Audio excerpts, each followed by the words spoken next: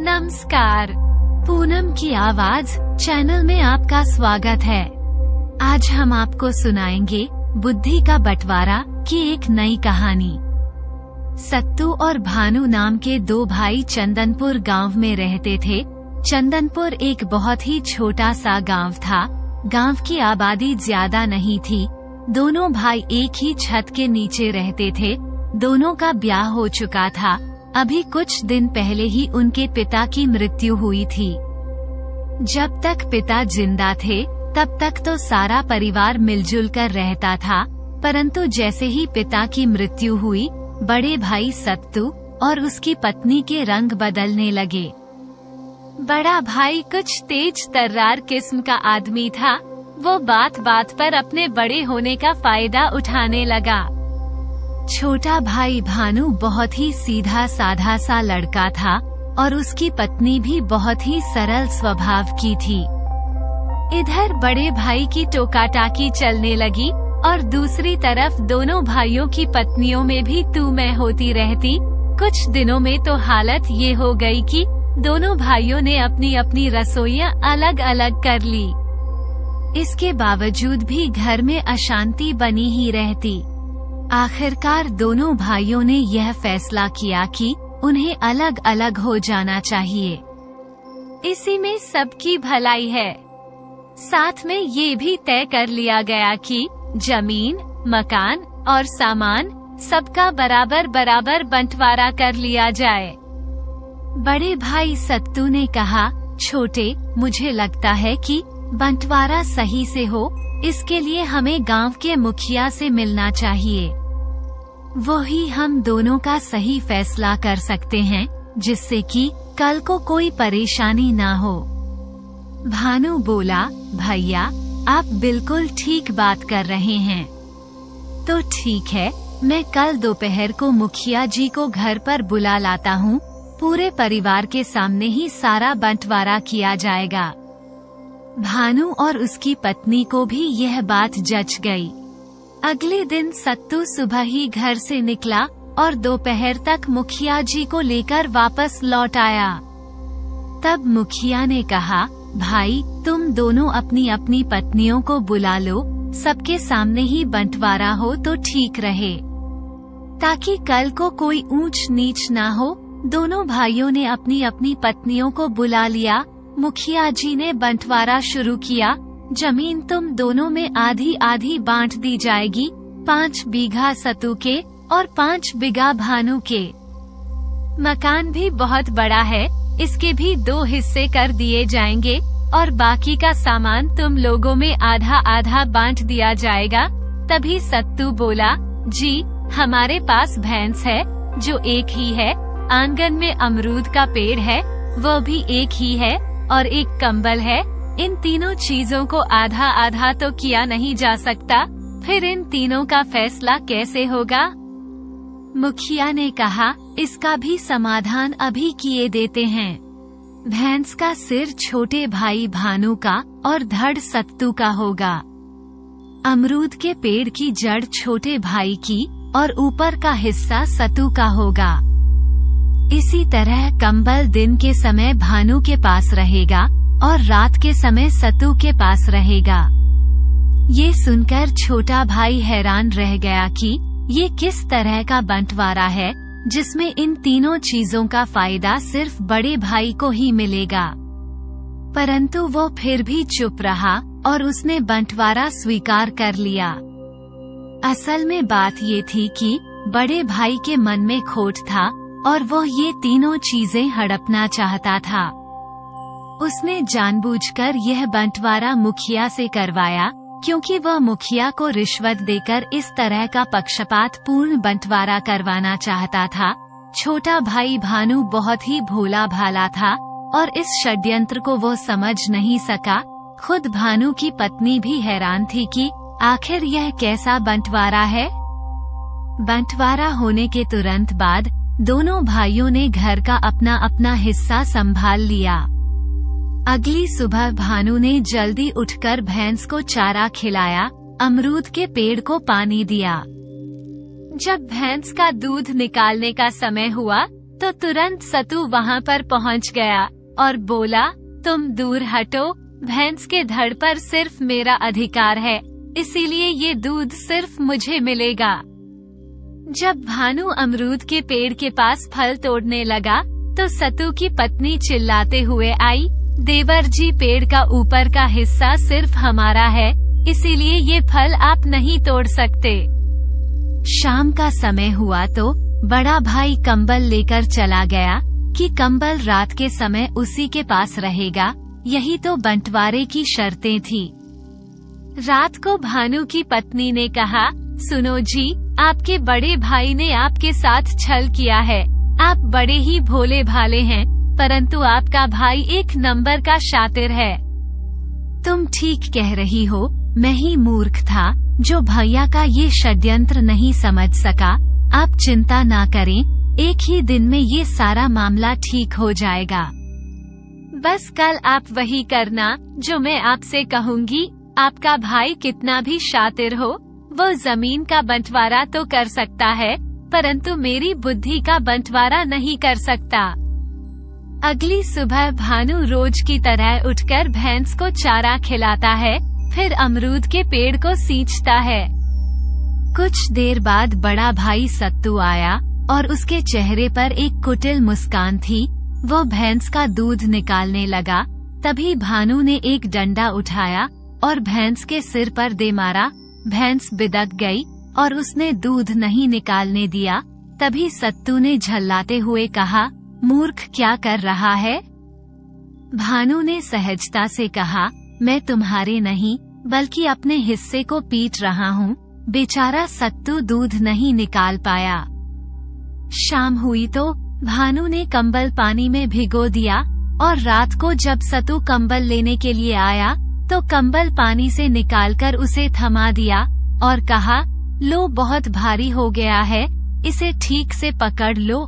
पर तुमने इस कंबल को पानी में क्यों डाला? ये दिन में मेरा है और जो चाहे मैं इसके साथ करूं। अब ये कंबल सत्तू के काम का नहीं रहा, गीले कंबल का वह रात को क्या करता?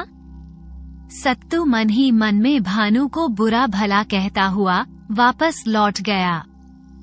सत्तू की पत्नी ने कहा, यह आपके भाई को क्या हो गया है?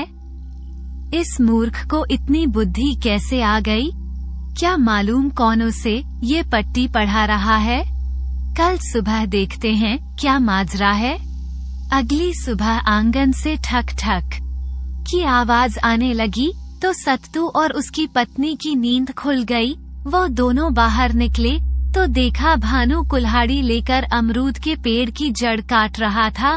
सत्तू दौड़ा दौड़ा गया और बोला, बस कर भाई, अब तू अमरूद क्यों काट रहा है? अमरूद की जड़ तो मेरी है ना, तो मैं इसे पानी से सींचूं या कुल्हाड़ी से काटूं, मेरी मर्जी। तब सत्तू ने कहा, आखिर तू ये क्यों कर रहा है? भानु ने कहा, मैं तो बस एक सही बंटवारा चाहता हूँ जो बिना किसी पक्षपात के हो, वैसा नहीं जैसा तुमने बेईमान मुखिया को रिश्वत देकर करवाया था। ठीक है, हम एक निष्पक्ष बंटवारा करवा लेते हैं। फिर गांव के बड़े बुजुर्गों को बुलाया गया। फिर यह फैसला हुआ कि कंबल और भैंस 24 घंटे तक एक भाई के पास रहेंगी और अगले 24 घंटे तक दूसरे भाई के पास रहेंगी। अमरूद के पेड़ पर 1 वर्ष तक एक भाई का अधिकार होगा और अगले 1 वर्ष तक दूसरे भाई का अधिकार होगा। इस तरह से पंचायत ने दूध का दूध और पानी का पानी कर दिया। रतौली गांव में जानकी राम नाम का एक आदमी रहता था। रात के समय गली में कुत्तों के भौंकने की आवाज सुनकर जानकी राम जाग गया। तब तक आधी रात बीत चुकी थी। कुत्तों के भौंकने का कारण जानने के लिए जानकी राम किवाड़ खोलकर बाहर आया। उस अंधेरे में एक गधे को देखकर कुत्ते भौंक रहे थे। जानकी राम ने कुत्तों को भगाया। जब वो अंदर जाने लगा तब उसकी नजर बाहर लेटे हुए एक अजनबी पर पड़ी। जानकी राम ने पूछा, कौन है? पर उसे कोई जवाब ना मिला। जानकी राम ने उस अजनबी की पीठ पर थपथपाया बुखार की वजह से उसका बदन तप रहा था। जानकीराम ने कहा, बाहर भयंकर सर्दी पड़ रही है, तुम्हारी तबीयत ठीक नहीं है, अंदर आकर सो जाओ। वो अजनबी बड़ी ही मुश्किल से खड़ा हुआ और हाथ जोड़कर जानकीराम को प्रणाम करने लगा। जानकीराम उसे सहारा देकर अंदर ले आया और अंदर लाकर उसे लेटा दिया। वह अजनबी तुरंत ही सो गया। इसके बाद किसी के द्वारा जोर जोर से दरवाजे पर दस्तक दी गई। दस्तक सुनकर जानकीराम फिर से जाग गया। तब तक सूर्य उदय हो चुका था। दरवाजे पर दस्तक देने वाली स्त्री उसकी पत्नी रत्ना थी। पिछली रात को वह अपने रिश्तेदारों की शादी में गई थी और सवेरा होते ही घर वापस लौट आई। रत्ना ने अंदर आते ही कहा, तुम अभी तक सो रहे थे?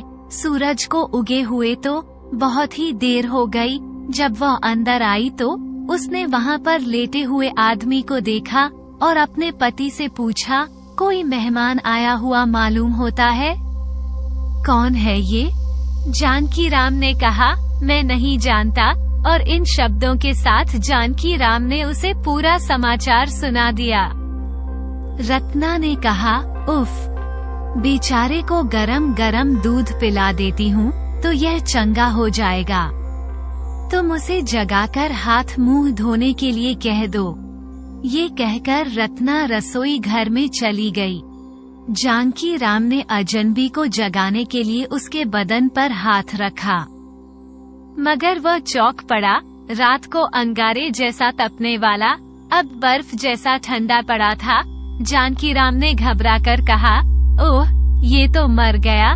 ये सुनकर रत्ना रसोई घर से दौड़ी दौड़ी आई और दुखी होकर बोली, बेचारे मर गए, अब क्या करे, ना मालूम ये किस गांव के हैं। इसके बाद जानकीराम ने उस अजनबी की कमर टटोल कर देखा। 1 रुपये की थैली उसके हाथ में लग गई। उसने थैली को खोलकर देखा तो उसमें रुपयों के साथ साथ एक चिट्ठी भी थी और उसमें लिखा था, बेटा नारायण, हमारे गांव में एक आदमी ने बताया कि तुम्हें बुखार है। अब तुम्हारी तबीयत कैसी है? यहाँ पर तुम्हारे छोटे भाई की हालत अच्छी नहीं है। वो ये सोचते हुए परेशान है कि बेटी की शादी के लिए 3000 रुपए कैसे जमा करे। जो रिश्ता पक्का किया है वो बहुत ही अच्छा है। इस हालत में तुम दोनों को अपने पुराने मनमुटाव और जिद को भूल जाना चाहिए। राधा की शादी के लिए तुम्हें मदद करनी चाहिए। इसलिए ये चिट्ठी पाते ही यदि तुम्हारी तबीयत अच्छी हो तो रुपए लेकर जल्दी चले आओ। इधर हमने भी मकान बदल लिया है। मकान का पता नीचे लिख रही हूँ। तुम इस खत को अपने साथ लेकर आओगे तो घर का पता आसान से लगा सकते हो। चिट्ठी पढ़ने पर जानकीराम को सारी बात मालूम हुई कि मरने वाला आदमी नारायण था और उसकी माँ ने उसे ये चिट्ठी लिखी थी। जानकीराम ने अपनी पत्नी से कहा, बेचारा अपनी भतीजी की शादी के वास्ते रुपए लेकर चल पड़ा था और रास्ते में ही मर गया। अच्छा हुआ कि इसने ये चिट्ठी अपने साथ रख ली। हमें कम से कम इसके छोटे भाई के मकान का पता तो लग ही जाएगा। जानकीराम ने किराए की गाड़ी मंगवाई और नारायण के छोटे भाई के गांव चल पड़ा। मकान का पता लगाने में उसे कोई दिक्कत ना हुई, मगर घर में कदम रखते ही भीतर से आने वाली आवाजें सुनकर वो दरवाजे पर ही रुक गया। घर के अंदर से शायद छोटे भाई की आवाज आ रही थी। उसने कहा, माँ, रुपए नहीं मिले तो मैं वर के पिता को क्या समझाऊंगा। शायद वह रिश्ता कहीं दूसरी जगह कर लेंगे। सामने बैठी औरत ने कहा, बेटा, ये तुम क्या कहते हो? ये रिश्ता तो बहुत ही अच्छा है। रुपयों के ना मिलने के कारण इस रिश्ते को तोड़ना ठीक नहीं है। मैंने तुम्हारे भाई को रुपयों के लिए चिट्ठी लिख दी है। वो जरूर ही वक्त पर पहुंच जाएगा। ये कहते हुए माँ ने उसे समझाया। छोटा भाई फिर से बोला, माँ, तुमने मुझसे पूछे बिना ही बड़े भाई को चिट्ठी क्यों लिखी? भाई के रुपयों को मैं हाथ भी नहीं लगाऊंगा। उस धन से मैं अपनी बेटी की शादी नहीं करूंगा। तब माँ ने भर्राए हुए स्वर में कहा, अरे बेटा, छोटी सी बात को लेकर तुम दोनों भाइयों के बीच जो मनमुटाव हो गया है, उसकी वजह से तुम दोनों एक दूसरे का चेहरा तक नहीं देखते हो। मैंने सोचा था कि कम से कम राधा की शादी के बहाने ही तुम दोनों फिर से एक हो जाओगे। इतने में जानकी राम ने दरवाजे पर दस्तक देकर पूछा, क्या नारायण के छोटे भाई का मकान यही है? भीतर से 40 साल का एक आदमी दरवाजा खोलकर आश्चर्य में आ गया और बोला, आप कौन हैं? अंदर आ जाइए। जानकी राम अंदर जाकर बैठ गया और रुपयों से भरी हुई थैली वहां पर रखते हुए छोटे भाई को वो चिट्ठी थमा दी। छोटे भाई ने चिट्ठी पढ़ी और कहा, ये चिट्ठी तो मेरी माँ ने लिखी है और भैया के नाम पर लिखी होगी। वो खुद आने में संकोच करते होंगे, इसलिए रुपए भेज दिए। कृपया आप इस रुपयों की थैली को मेरे सामने से हटा लीजिए। जानकी दास ने कहा, आपके बड़े भाई खुद आना चाहते थे लेकिन आ नहीं पाए। आप दोनों की मुलाकात अब इस जिंदगी में नहीं हो सकती। इन शब्दों के साथ जानकी राम ने उसे सारा किस्सा सुना दिया। अब छोटे भाई का चेहरा एकदम सफेद पड़ गया। माँ तड़पकर रो उठी और छोटा भाई रोते रोते बोला, भैया मुझे माफ कर दो। उसे रोते हुए देखकर भी थोड़ी सी भी सहानुभूति दिखाए बिना जानकी राम बोला, जिंदा आदमी की कीमत लगाना मुश्किल है।